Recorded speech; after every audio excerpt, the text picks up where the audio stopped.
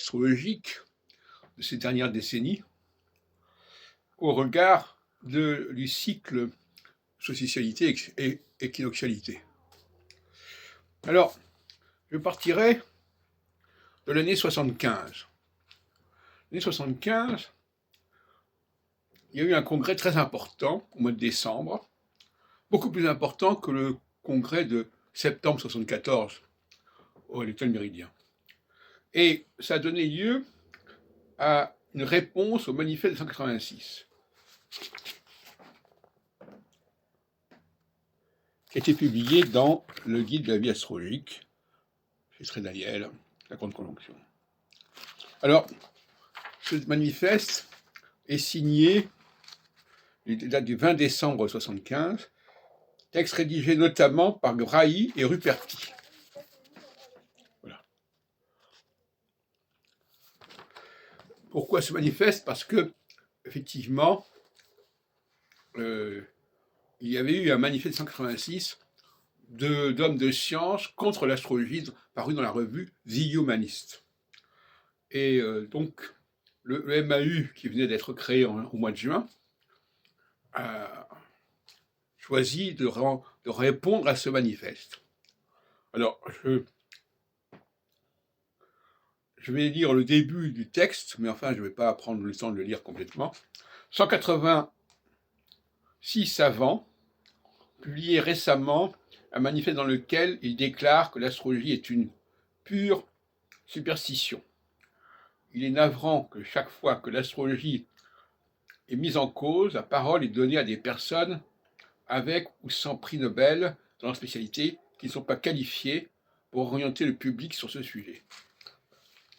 Donc, ce congrès qui a eu lieu au FIAP, Foyer international d'accueil de Paris, au mois de décembre 1975, a été un moment très important.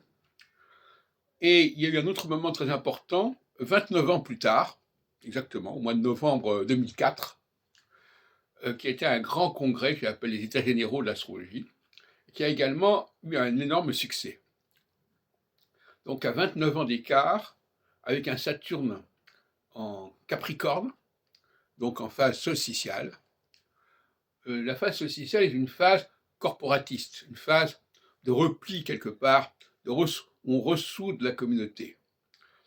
Et entre les deux moments, il y a eu 1989, qui a été l'occasion pour Yves Lenoble notamment, de rassembler la communauté astrologique, et notamment de rassembler le salon de l'astrologue. Alors ça, c'était extraordinaire quand même, le salon de l'astrologue. Vous aviez une vingtaine, une trentaine de stands dans un grand espace, notamment au Palais des Congrès, et dont je faisais partie. Et là, effectivement, là aussi, on est ressoudés. Et puis le quatrième, et là c'est également Saturne en Capricorne.